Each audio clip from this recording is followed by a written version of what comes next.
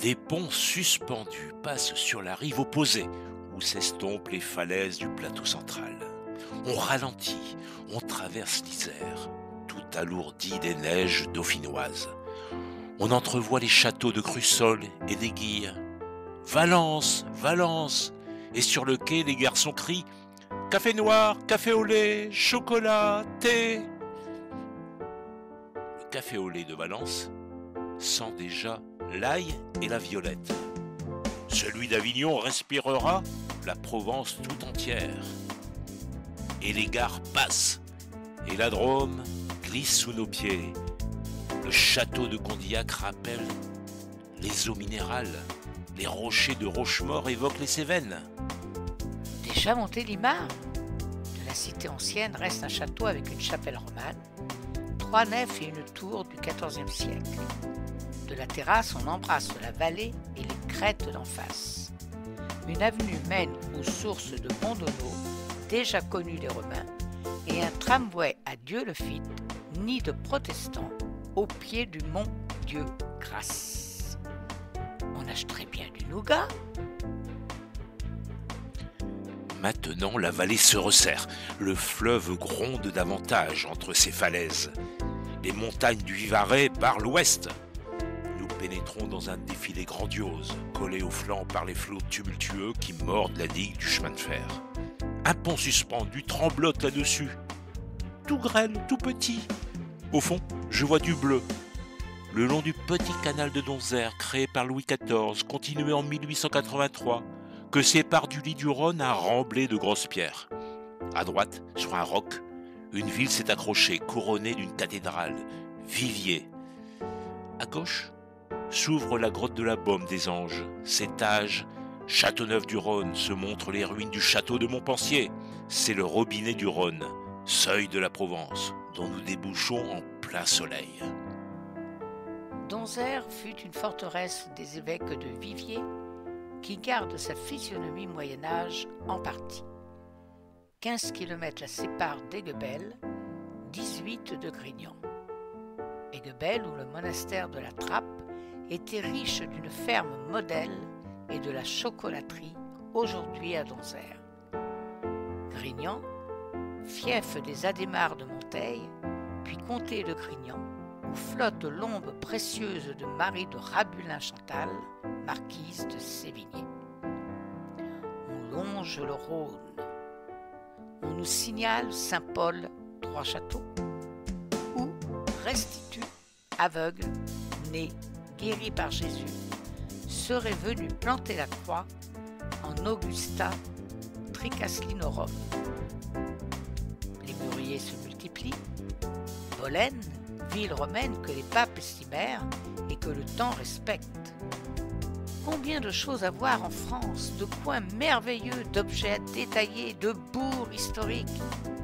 Le progrès a du bon, oui, certes, mais il présente quelques inconvénients.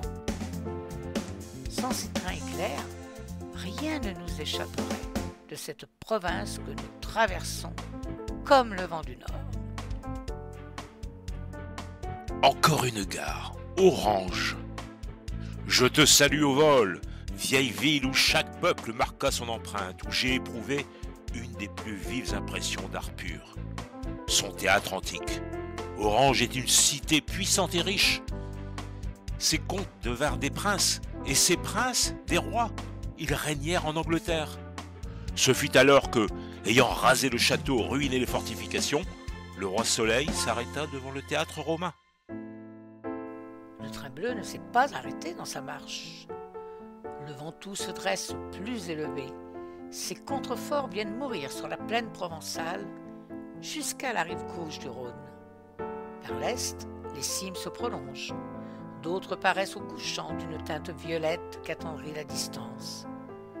Les deux chaînes feignent de poursuivre ensemble le beau fleuve d'argent qui les sépare.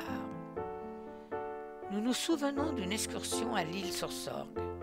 Nous étions partis à travers les champs fertiles où l'eau coule, qu'on cultive largement. Des bourgs cuisaient.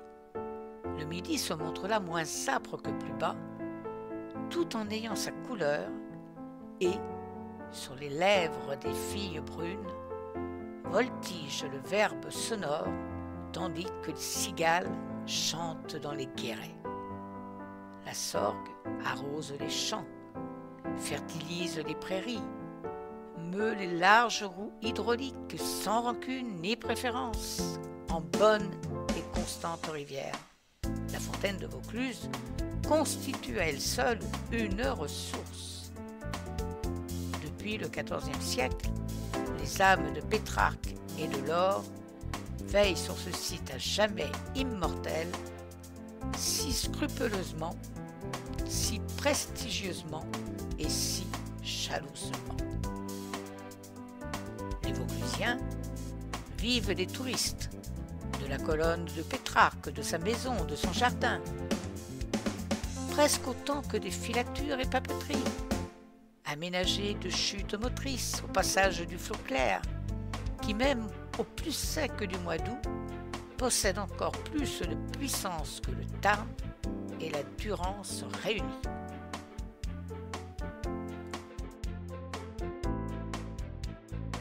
Quand Rabelais voulut quitter Avignon, il la nomma la ville sonnante. Un siècle de papauté y avait dressé en effet tant de couvents, d'églises, d'oratoires que les oiseaux volaient même moins nombreux que les notes d'airain dans l'atmosphère du Vénétien. Ce fut la splendeur féodale. Celle d'aujourd'hui est faite de limonadiers à l'instar marseillais et du prestige d'avoir été le nombril éphémère de la chrétienté.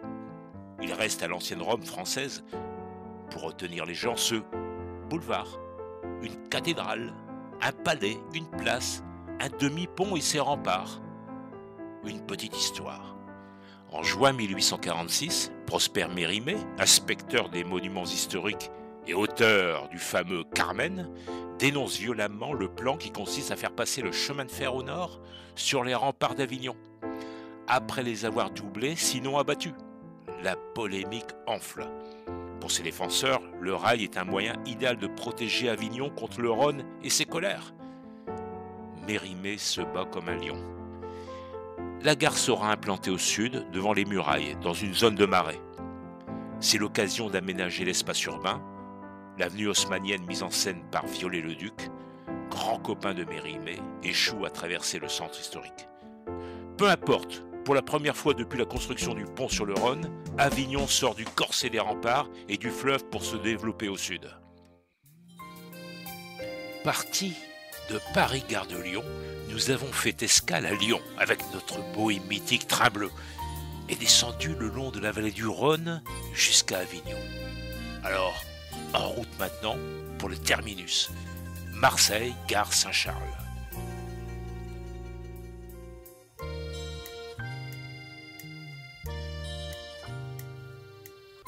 Nous vous remercions de votre écoute et n'oubliez pas de liker et de cliquer sur la petite cloche pour nous suivre vers de nouvelles aventures.